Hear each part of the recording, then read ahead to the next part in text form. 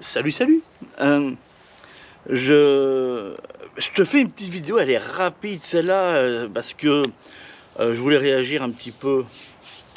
Ouais, enfin à chaud, je sais pas si c'est vraiment à chaud. Je dois réagir assez rapidement parce qu'il y a pas mal de vidéos qui sont faites sur ce sujet. Et de quoi il s'agit précisément? Je vais te mettre pas mal de petits liens qui seront juste en dessous, d'accord, dans la description, qui reprennent une vidéo qui d'un côté a été faite par Le Parisien, qui est clairement une vidéo, et puis apparemment aussi TF1 qui l'a repris, donc j'ai chopé, bref, j'ai gardé un tout petit peu, et je vais te mettre les liens, les différents liens pour que tu puisses voilà, te faire ta propre idée sur la question. J'ai déjà partagé cette vidéo il y a maintenant facile 15 jours sur le groupe Telegram. Je l'avais gardé, mais vraiment en mode, si tu veux, ouais, première lecture, première découverte. Et je voulais revenir sur pas mal de points que j'avais déjà dit, bien que je m'étais déjà un petit peu exprimé sur le sujet, en disant que je trouvais qu'il y a des trucs qui étaient un peu limites. Il s'agit d'un maraîcher, donc un professionnel, qui agit dans l'Essonne. J'ai encore à ce jour, pas encore, j'ai eu beaucoup de mal à trouver son entreprise, quoi, où elle est, est-ce qu'il a pignon sur rue, enfin tu vois ce que je veux dire, voilà, qu'est-ce qu'il propose concrètement, machin, machin. Bon, euh, quoi qu'il en soit, je voulais réagir sur plein mal de points, et je vais essayer d'être le plus court et concis, ce qui n'est pas gagné, mais on va essayer, on va essayer, on va essayer. Et j'ai décortiqué ça en 3 points. Premier point, ça va être la raison pour laquelle euh, on met le projecteur sur quelque chose, et souvent sur un individu. La deuxième, ça va être alors, effectivement ce que j'appelle moi le doute scientifique. Et troisièmement, je vais essayer de briser une fois pour toutes cette espèce de concept qui laisserait présager qu'il n'y a que les anciennes méthodes qui fonctionnent, mais que les nouvelles ne sont pas possibles. Tu vois un petit peu. Voilà. En sachant qu'il y a déjà pas mal de personnes qui ont déjà fait ce même type de vidéo. Le potager d'Olivier l'a fait. Jardin de Cagnol et d'Arkelly, je crois, un truc comme ça, aussi, elle l'a fait aussi. Enfin bon, voilà. Donc, et je vais revenir sur cette vidéo-là, essentiellement celle Jardin de Cagnol que j'ai vue et celle aussi du potager d'Olivier que j'ai vu. Voilà, comme ça au moins je fais aussi une synthèse de ce qui aurait pu être dit dessus. Je suis très tôt le matin, vraiment très tôt le matin. En ce moment, je travaille dans le potager. Et bah, voilà, assez tôt parce qu'après la chaleur est là et donc c'est un peu plus compliqué. Voilà, pour tout te dire, bah, en plein temps, ça va être en lien avec ce que je t'ai expliqué là. Ce que je fais, c'est essentiellement des travaux de récolte. Voilà, faut être très clair là-dessus. Et de repiquage. Voilà, et de repiquage. Récolte et repiquage. Pour moi, premier point, il faut toujours se poser la question suivante. C'est quand d'un coup d'un seul, tu as je dirais un individu, une entreprise, quelque chose qui arrive au devant de la scène, ou que les médias le mettent en avant, c'est jamais anodin, c'est jamais le fruit d'un pur hasard. Jamais. Mais je peux t'assurer que voilà, le monde de l'entreprise, c'est quelque chose que je connais bien, je suis moi-même entrepreneur, et je peux t'assurer qu'il n'y a jamais de hasard. Et il faut toujours poser la question pourquoi. Pourquoi d'un coup d'un seul, cet individu, ce personnage, en l'occurrence, ce maraîcher qui est dans l'Essonne, est mis comme ça, tu vois, comme par magie, pof, au devant de la scène, parce qu'il propose, voilà, il a une proposition. Sa proposition, il n'est pas seul à l'avoir. D'autres, ça fait des décennies que d'autres personnes travaillent sur ces sujets-là de manière nettement plus, excusez-moi, mais voilà, un peu plus fine et je dirais en profondeur. Ils ne sont pas mis en avant. Mais d'accord, c'est pas. À chaque fois qu'il y a un reportage qui est fait, si on veut mettre en avant une action, par exemple, si j'étais journaliste et que je mette en avant le jardinage biologique, j'irais chez, allez, 3 à 4 différents acteurs voilà, qui sévissent dans ce domaine-là, prendre un témoignage, tu comprends. Je n'irai pas voir une personne en particulier lui demander concrètement de quoi il s'agit. Pourquoi? Tout simplement parce qu'à un moment donné, j'aurai une vision qui pourrait être tronquée. D'accord. Et là, c'est le cas. On a un individu. Et quand surtout, bah, quand il tape son nom sur une barre de recherche Google, c'est ce que j'ai fait. Hein. Eh bien, tu vois, rends compte qu'il n'en est pas à son premier coup, tu vois. La presse, à plusieurs reprises, a parlé de lui. Donc, pour moi, la question, déjà la première, pourquoi? Pourquoi a-t-il besoin comme ça, d'une telle visibilité. Et quelle relation réelle il a avec le journaliste. Il n'y a pas, si tu veux, je mets pas en avant, si tu veux, le côté arnaque, gna gna, tout ça, c'est pas ça. Hein. Je sais qu'en France, on est très là-dessus, hein, arnaque, tout est arnaque, mais attention à ce qu'on peut dire, ça me fait toujours un peu rigoler. Mais non, non, c'est juste, moi, ma question, c'est, ah oui, pourquoi? Pourquoi toi? Enfin, pourquoi toi et pourquoi tout le monde, tous les médias te reprennent en boucle comme si c'était, tu vois, un peu comme Greta, Miss Greta, là, tu vois, d'un coup d'un seul, hop, elle arrive, elle apparaît, et puis les médias parlent que d'elle. Et tu te rends compte qu'en définitive, t'as compris, hein, Greta machin, la Thunberg, je sais pas comment qu'elle s'appelle là, on a bien pigé, voilà, pour quelle raison, quel était son véritable rôle dans cette histoire du climat, ok. Donc là aussi c'est pareil, tu vois, pourquoi il arrive, pourquoi il est, tu vois ce que je veux dire, moi c'est les questions chaque fois que je me pose, et je trouve dommage que les deux youtubeurs dont je te parle n'ont pas mis ça en avant, parce que franchement c'est vraiment pour moi le truc primordial. Deuxièmement, c'est vrai qu'il est très, tu vois, il est très rentre-dedans, quoi. Il est là, machin, ouais, moi, mon pote, mon machin méchant, voilà, moi, c'est sans eau, c'est pauvre, voilà. Le légume, il se démerde, de toute façon, voilà, il est le plus fort. Et puis moi, je suis plus fort. Bon, c'est très français en même temps, j'ai envie de te dire, voilà. C'est très, moi, bon, voilà. Enfin, français, entendons-nous bien, tu comprends ce que je veux dire, voilà. Une certaine représentation, voilà, de la France, peut-être même de la région parisienne, j'ai extrapolé un petit peu, tu vois, de certaines personnes qui sont très, moi, je suis le plus fort, moi, je suis le meilleur, moi, je sais tout faire, voilà, moi, les autres, voilà, tu vois ce que je veux dire, bon, on va faire de dessin là-dessus, hein. Pourquoi pas, en plus, si tu veux, enfin, en soi, quand c'est vrai, pourquoi pas, il faut pas avoir de jugement, mais après, voilà, chaque pays, chaque région a ses habitudes, tu comprends, sa manière de fonctionner, de penser, bon. Et là, il y a des trucs qui sont pas cohérents pour moi. Enfin, je suis dans la partie depuis quand même pas mal d'années. Je suis formateur, si tu veux, en tout ce qui est maraîchage biologique et surtout des secteurs professionnels. Donc, je forme des professionnels à pouvoir se mettre là. Souvent, des gens qui sont à leur compte, mais qui veulent, comment te dire, basculer d'un conventionnel à du bio et souvent même du raisonné. Enfin, je sais pas, ça me paraît chelou le truc. Enfin, si tu veux, quand je regarde dans le détail, je me dis, il y a des points qui sont pas logiques, tu comprends. Son sol, et je vais m'attarder uniquement sur ce point-là. D'ailleurs, il y a une image, si je la chope, je te la mets en insert, qui m'interpelle aussi, mais je la mettrai juste après. Mais vraiment, elle passe à une fraction de seconde, cette image-là, elle m'interpelle aussi. Et je pense que s'il y a des professionnels qui regardent cette vidéo, à mon avis, elle va vous interpeller aussi.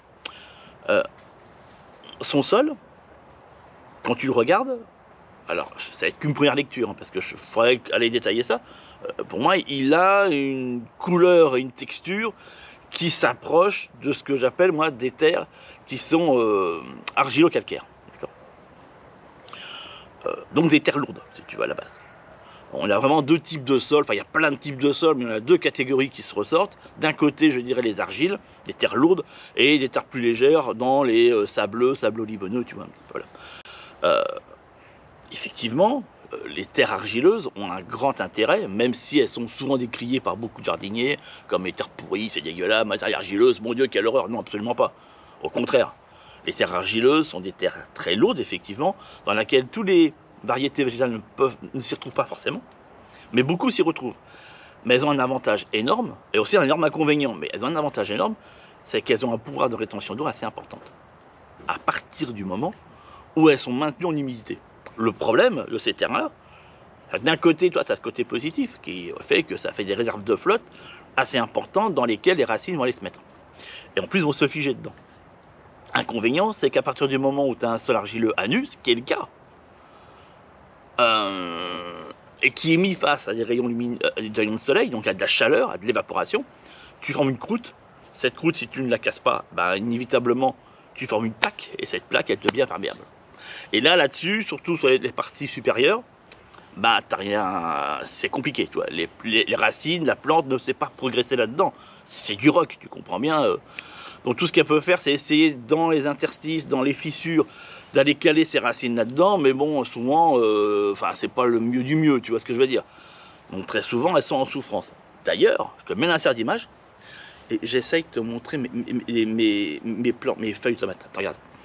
Mais attends, juste 2 secondes. Hop là, voilà. Comme ça, j'essaie de voir. Voilà, ça je te montre. Et je te mets les siennes en comparaison. D'accord? Ça, en plus, tu as un aspect sur tout mon bordel. Tu vois un peu là, mes tomates là qui sont là-bas. Hop. Excuse-moi, on essaye de faire quelque chose. Voilà. Là, j'ai sur un pied, c'était un pied qui devait être posé, tu vois. Voilà. Et puis je te mets les siennes en insert. Fondamentalement, à partir du moment où ton sol devient une espèce de grosse caillasse, si tu veux, bah la plante elle souffre. Et comment on le sait? Le premier signe de souffrance d'une plante, c'est son feuillage. Et après, tu as d'autres signes qui apparaissent, changement de couleur, voilà, qui peuvent. Après, il y a des nuances là-dedans, je ne vais pas me lancer dans ces détails-là. Mais ça, c'est un indicateur. Une feuille qui est en train de se recroqueviller, de s'aplatir, de devenir un peu, comment te dire, un peu caoutchouteuse, est un signe de manque d'eau. C'est-à-dire qu'on est sur un problème de chaleur importante, où la feuille, pour pouvoir évacuer et donc transpirer, a nécessairement besoin d'ouvrir un peu plus ses pores. Et donc du coup, elle s'affaisse. Mais tu as compris qu'elle s'évapore. Et donc du coup, en toute logique, si au niveau du sol, j'ai suffisamment d'eau, j'ai une compensation qui va se faire à un moment donné et qui va maintenir la plante en vie. Sauf quand c'est pas le cas, bah les feuilles, elles se figent et elles gardent la forme. Si tu veux, elles se fossilisent quelque part. Et c'est le cas qu'on a sur ces feuilles-là. Tu veux, c'est important à un moment donné d'amener, comment dirais-je, un regard technique. C'est vraiment ce que je veux faire sur cette partie-là, le regard technique. Un sol composé, je pense que le taux de matière organique dans le sol est très faible. Pour pas dire inexistant, mais je vais rester modéré, donc très faible.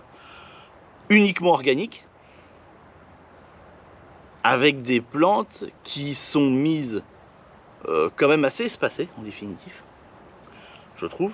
Même sur une technique qui est connue, alors la technique de ne pas travailler les tomates sur la verticalité, mais sur l'horizontalité, c'est quelque chose qui est très, enfin, qui est connu en maraîchage, c'est ça que je veux dire, c'est pas une découverte, tu comprends, et qui est utilisé par certains maraîchers, pas par tous.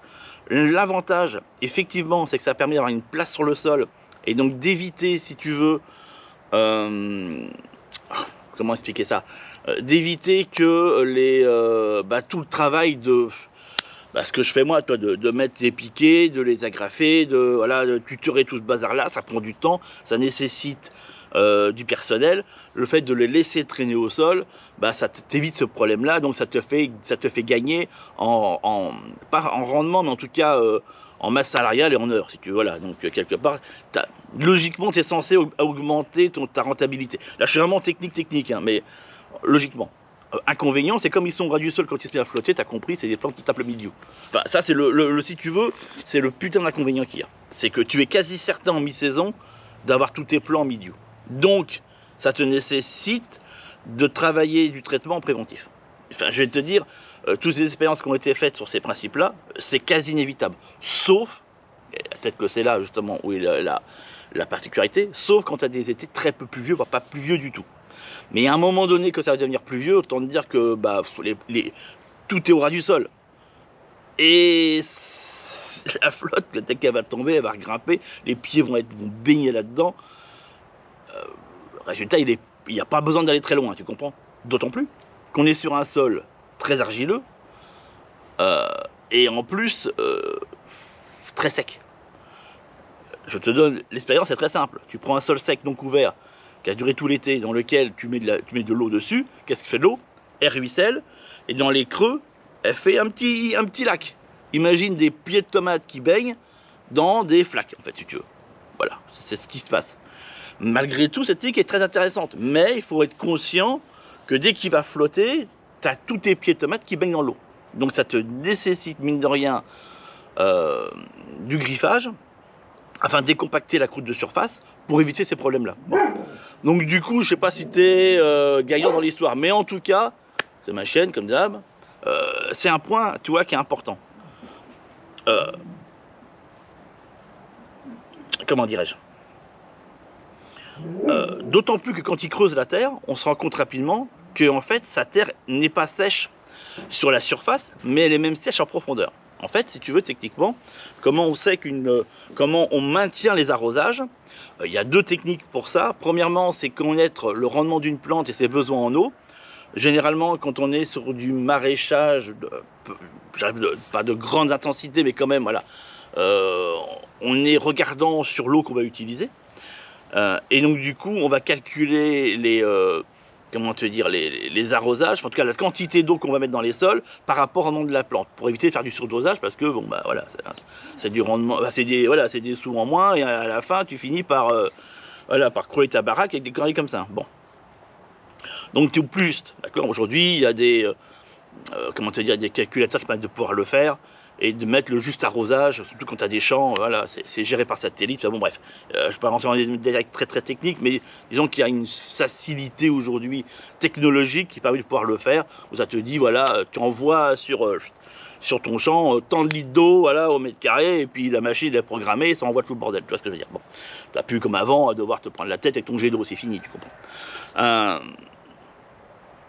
Ça c'est le point, si tu veux, où, si tu ne fais pas ça, c'est en regardant la profondeur de terre, à quelle profondeur la terre commence à s'assécher. Et fondamentalement, il est dit qu'au-delà de 5 cm, on est sur un assèchement. Ça veut dire qu'en dessous de 5 cm de profondeur, tu dois retrouver l'humidité. Si tu ne l'as pas, tu es sur un assèchement. Et il est très complexe, surtout en des périodes comme c'est les nôtres, hein, juillet-août, de pouvoir récompenser en eau sur un sol qui s'est asséché. Enfin, laisse tomber. C'est-à-dire qu'il faut carrément y aller à... Enfin, faut y aller en profondeur. Il faut complètement aérer le sol sur une profondeur quand même assez importante afin de décompacter complètement la surface complète de terre pour que quand tu vas l'humidifier, tu aies vraiment toutes les molécules d'eau qui rentrent. Sinon, ça mouille que la surface. Alors effectivement, la surface, ça va être hyper trempé, mais alors tu creuses 5 cm plus bas, c'est fini, tout est sec. Et c'est que ça arrive très souvent sur des terrains fortement asséchés. Ce qui fait que quand tu arroses, quand tu es amené à arroser sur un terrain qui est sec, c'est important tout ce que je dis là, hein, bah en fait, tu n'arroses rien. La plante, elle fait ses racines de surface, elle est obligée parce que de toute façon, en profondeur, il n'y a rien, c'est sec. Donc elle va taper en surface, donc tu as compris qu'entre l'eau d'arrosage, si tu n'amènes pas d'arrosage, elle crève. Voilà. Ou tu as un problème de rendement. Au vu la qualité de la terre qu'il montre, on est typiquement dans ce problème-là. Donc si tu veux, ça c'est je pourrais aller très loin encore, je pourrais aller vraiment assez loin, mais là j'ai un souci de clarté par rapport à ça. Attention, je ne suis pas en train de dire qu'il ment, qu'il raconte n'importe quoi. Je dis que là j'ai une faille technique qui serait intéressante de creuser et de creuser avec cette personne. C'est-à-dire que fondamentalement je l'invite qu'on puisse se rencontrer, qu'on puisse faire des vidéos ensemble, pourquoi pas même une vidéo où justement je lui pose cette question-là. Moi, ça m'intéresse de comprendre comment ils résout, déjà rien que ça, c'est deux failles techniques. Problème de milieu inévitablement assuré sur des pays qui baignent dans l'eau, qui baignent au niveau du sol. Et effectivement, quand il pleut, au vu de l'état du sol, la pluie ne descendra pas en profondeur. Donc du coup, on est sur des racines de surface. Et je crois que si on fait une coupe de la terre, on les perçoit. Donc moi, il y a d'autres trucs qui vont pas. D'accord? Parenthèse finie. Dernier point. Qui va être sur... Et là, je vais revenir sur ce que dit Olivier du potager, de la chaîne du potager d'Olivier. Attention, arrêtons de dire des conneries. Un potager sans eau, ça n'existe pas. Alors, là, je vais être très clair parce que ça me gonfle en fait. Ce qui me gonfle, c'est pas de dire ça, mais c'est le fait qu'il y ait une mauvaise interprétation du mot. On est d'accord. Et si Olivier, tu regardes la vidéo, je vais te dire clairement, je suis à 1000% d'accord avec toi. Oui, un potager sans eau n'existe pas. T'as le désert. Un potager sans eau, ce serait Mars et puis tu cultives. Tu vois, là, il n'y a pas d'eau. Enfin, encore que... oui, je extrapole un peu. En vrai, il y a de l'eau sur Mars. Mais bon, peu importe. Tu vois, voilà. On est sur la Lune. Allez, voilà. Un petit potager sur la Lune. Bon, tu vois, après, pas de la pesanteur. Mais bon, mais tu as compris, voilà. Il n'y a pas d'eau, il n'y a rien qui pousse. C'est fini. Tu mets, en plus, il n'y a pas de lumière. Donc, et puis, il n'y a pas d'oxygène. Tu n'as aucun des facteurs. Bon, voilà. Mais si on a tout sauf l'eau, il y a un problème. Et les plantes qui arrivent à s'accommoder d'un manque d'eau, c'est les cactus. Mais attention, elles ont quand même besoin. Après, elles vont capter l'humidité de l'air. Mais il y a quand même des pluies qui vont arriver dans l'année. Dans les déserts les plus arides où il ne pleut jamais, il n'y a rien, il y a nada. Tu vas dans le désert d'Atacama, qui se trouve au Chili, t'as que dalle. T'as que dalle. Laisse tomber, c'est un désert complet. Alors oui, la plante, et surtout, il y a des plantes qui auront des besoins plus importants que d'autres, d'accord? Mais inévitablement, la plante a besoin d'eau. Mais, le truc, et c'est là où c'est extrêmement mal formulé, c'est qu'il ne s'agit pas d'un jardin sans eau. Il s'agit de jardin sans arrosage. Je ne sais pas si vous voyez la nuance, comment elle est énorme. Il est question de cultiver sans faire d'arrosage. Il n'a jamais été question de sans eau. Et toutes les personnes qui sont, et j'en fais partie, hein, ça fait maintenant plus de 10 ans que je travaille sur cette technique-là, sur cette technologie-là, d'accord? Bah, oui, les plantes ont de l'eau, sinon mes plantes de tomates, ils seraient morts, là, je peux le dire clairement. Il n'y a pas une goutte de flotte qui tombe sur un terrain complètement sec, il n'y a pas de tomates, c'est fini, c'est nada. Si tu les vois, les tomates, c'est comme tu les as vues tout à l'heure, c'est bien parce qu'il y a de l'eau à un moment donné, tu comprends? Bon. Donc du coup, ça veut dire que ton sol, il reçoit de l'eau, il la capte, il la conserve, et la plante est capable de pouvoir, quand elle en a besoin, selon ses besoins, selon sa croissance, elle va capter plus ou moins d'eau, d'accord? Mais ton sol a cette capacité de rétention, et cherche pas.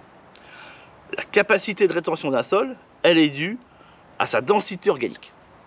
Ça veut dire que si tu n'as qu'un sol minéral, tu n'as pas de capacité de rétention, même sur un sol argileux. Hormis certaines saisons comme l'automne, l'hiver et le début du printemps. Tu vois, bon, en hiver, bon, t'as rien qui.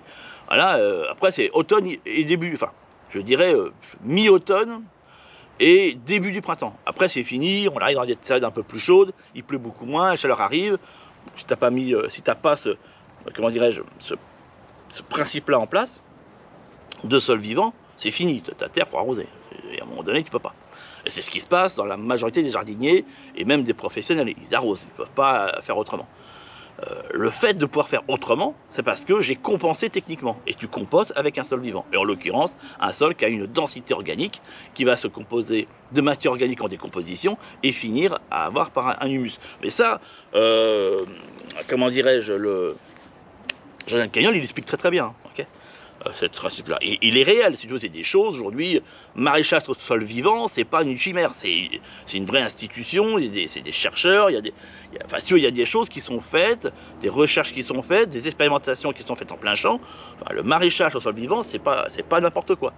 Et l'objectif, il est là, c'est d'arriver à avoir moins d'arrosage, et sur certaines périodes, aucun arrosage, tu comprends, voilà. On parle bien d'arrosage, pas de sans eau, d'accord? Donc c'est ton sol qui va déjà avoir cette capacité-là. Et ensuite, derrière, comment dirais-je, tu pousses le principe un peu plus loin en adaptant des plantes et où d'ailleurs, le et où est important, en y ajoutant des variétés spécifiques qui auront besoin moins d'eau. Et d'où l'importance, à mon sens, qui est élémentaire, c'est de favoriser des plantes locales. Tout simplement parce que ce sont des variétés qui vont être déjà, si tu veux, habituées au climat de ta région. Même si effectivement aujourd'hui on a quelques modifications de climat qui peuvent, de toute façon, encore une fois, je ne pense pas que ce soit quelque chose de figé. Voilà, aujourd'hui on aura des canicules tous les étés, tout ça, je ne suis pas trop là-dedans. Mais qui sont déjà adaptés. Moi, j'utilise majoritairement des variétés adaptées à la région dans laquelle je suis. Là, ce potager-là, il est en Belgique, d'accord? En Wallonie, ce sont des variétés majoritairement, quand elles existent, wallonnes. J'ai des haricots de l'autre côté, il s'appelle Roi des Belges, tu vois un petit peu. Pourquoi? Parce que ce sont des variétés qui vont être travaillées sur un sol et un climat qui correspond à ce qui est ici.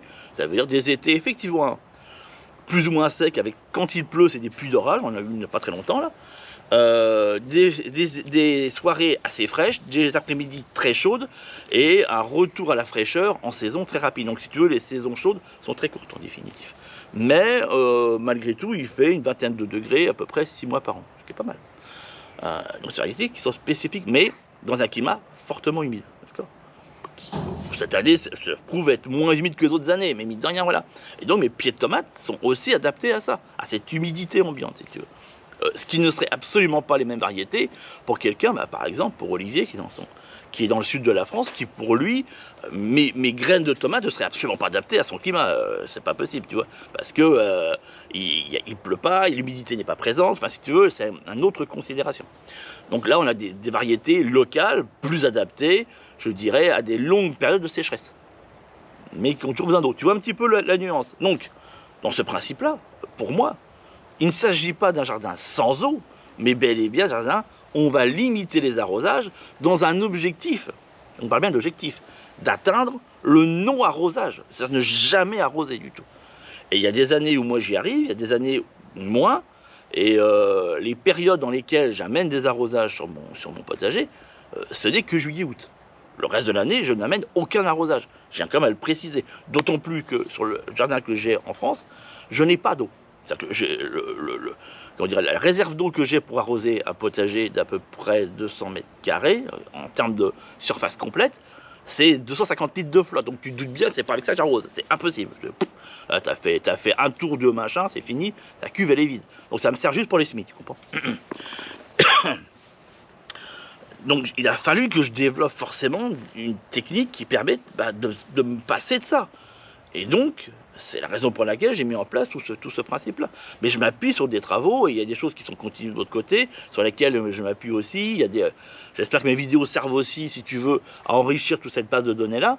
Mais c'est pas, si tu veux, ce principe de travail de non-arrosage, c'est pas un truc isolé dans un coin. Il y a pas mal d'acteurs autour, qui travaillent.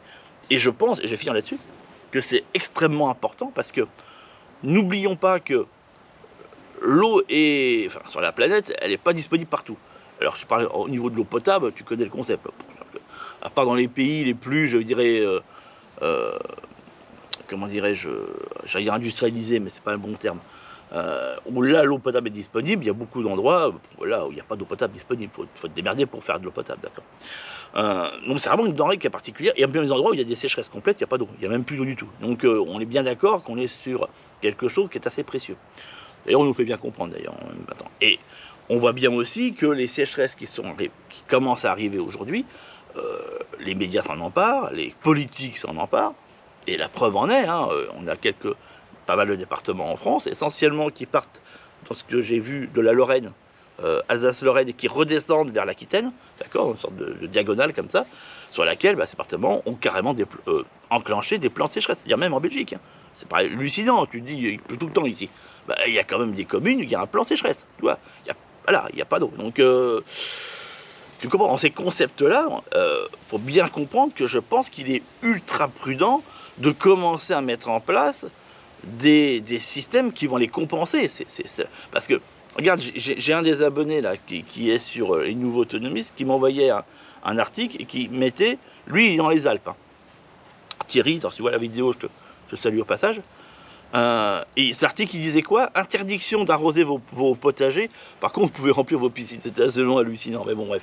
Mais interdiction d'arroser vos potagers. Donc, t'imagines quelque chose qui se généralise, parce que si on a éventuellement des situations de, comment dirais-je, de canicule à répétition, avec de la sécheresse à répétition, il est fort à parier dans les années à venir qu'on se retrouve dans des situations, mais carrément généralisées au territoire. On te dira, de telle période à telle période, interdiction formelle d'arroser vos potagers. Et si le système que tu as mis en place n'est basé exclusivement sur brancher un tuyau sur ton arrivée d'eau, il y a un putain de problème là. Il y a une faille. Et je pense qu'il est... Et surtout pour les professionnels, on voit qu'il y a des reportages qui ont été faits dernièrement, où tu as des professionnels qui montrent leur champ qui est complètement laminé, est fini. Je pense qu'il est fondamental aujourd'hui de commencer à mettre en place des solutions qui justement permettent de compenser dans le cas où tu ne peux pas utiliser d'eau, où il n'y a pas d'eau. Comment tu fais? Alors ça peut être des récupérateurs d'eau, effectivement, que tu utilises, mais bon, récupérateur d'eau, à part si tu mets des batteries infinies, mais tu vas être limité en quantité. Donc comment, tu vois ce que je veux dire?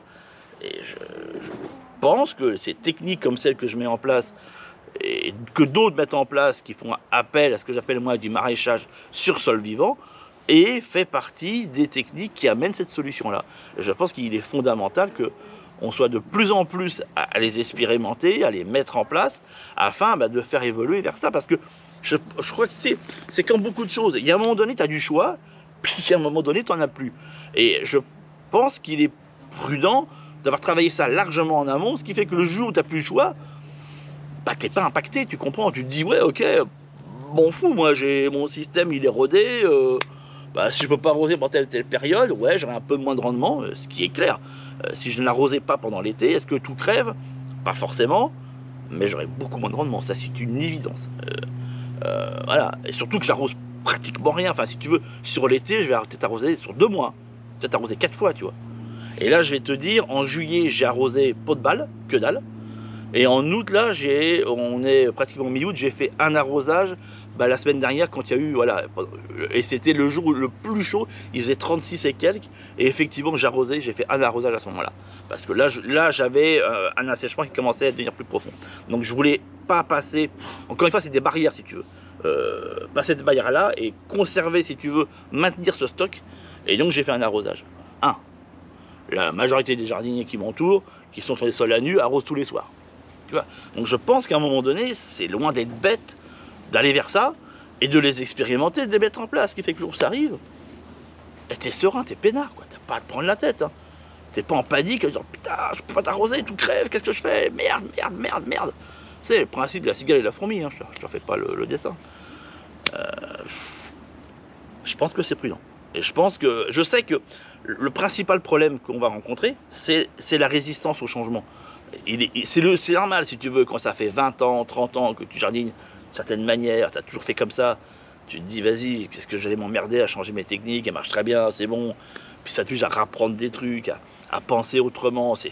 Attention, les techniques que j'utilise, c'est une autre manière de penser, c'est une programmation, si tu veux, comment te dire, voilà, c'est Android, iOS, tu vois ce que je veux dire, ça ne fonctionne pas ensemble, hein. C'est pas le même programme, hein. Donc il faut se mettre dans ce programme-là. Moi, je serais vraiment en peine si je devais travailler en conventionnel. Je ne sais pas faire. C'est pas ma compétence, c'est pas mon domaine de compétence, je ne sais pas. Être productif en conventionnel, je ne sais pas faire. Je suis merdique là-dedans. Tu vois, j'aurais tout à rapprendre, tout à rapprendre. Et je peux entendre quelqu'un qui est en conventionnel ou le raisonner, c'est compliqué de se mettre dans le naturel parce que faut qu'ils rapprennent tout, faut que tous les réflexes sont plus les mêmes. C'est complexe. Mais après, c'est des choix. Et c'est clair, je vais finir sur ça. Son petit passage un peu provoque, ouais, Jarnier, c'est tous ces gros feignants, ils méritent ce qui leur arrive. Bon, c'est un peu fort, d'accord, après, voilà, il a son franc-parler voilà, je dirais parisien, entre guillemets, si tu veux, voilà, bon. Effectivement, voilà, peut-être d'autres manières de le dire, surtout qu'on est quand même dans une époque où les gens prennent la mouche très facilement aujourd'hui, tu sais, prennent tout à cœur. Si j'étais enfin, c'est pas mon cas, mais bon, voilà, est-ce que je me sentirais agressé parce qu'il a dit? Bon, j'entends que ça fait pas plaisir, c'est une certitude. Mais bon, je sais pas s'il faut y accorder plus d'importance que ça, à mon sens. Et non, enfin, je veux dire, à un moment donné, quand tu es maraîcher, oui, tu sais parfaitement les heures que tu fais, le moment où tu te lèves, le moment où tu te couches, pour le salaire que tu te tires à la fin du mois, on en est tous conscients, d'accord. Il n'y a aucun milliardaire chez les maraîchers, hein, aucun, d'accord. Voilà, très souvent, ils bosseraient, j'ai envie de te dire, à l'usine, gagnent peut-être même plus, hein, tu vois, mais bon, c'est pas la même considération de métier. Donc voilà, après, c'est pas très malin de sa part d'avoir mis ça en avant de cette manière-là. C'est effectivement dénigrant, je suis d'accord. Mais une chose est claire, par contre, c'est vrai que c'est pas les pouvoirs publics qui ont, je dirais, aidé dans ce sens-là. Ce sont encore une fois des professionnels, ce sont des micro-groupes qui ont pris de leur temps, de leur énergie pour pouvoir trouver et mettre en place une transition. Et après, c'est ça qui est regrettable en fait. C'est que tu as l'État, le grand patron quelque part, qui arrive en terrain conquis. Ah, grâce à nous, nous avons mis en place la transition. Vous n'avez mis aucune transition. Arrêtez, il faut la gueule du monde. Hein. Quand tu as des préfets, des machins, des députés qui, ah, attention, grâce. Non, t'as fait que dalle. Ce sont des maraîchers, des mecs qui ont pris sur leur temps, voilà, et qui ont mis en place, qui ont essayé de mettre en place des choses pour faire évoluer les choses autrement en voyant vers quoi on allait.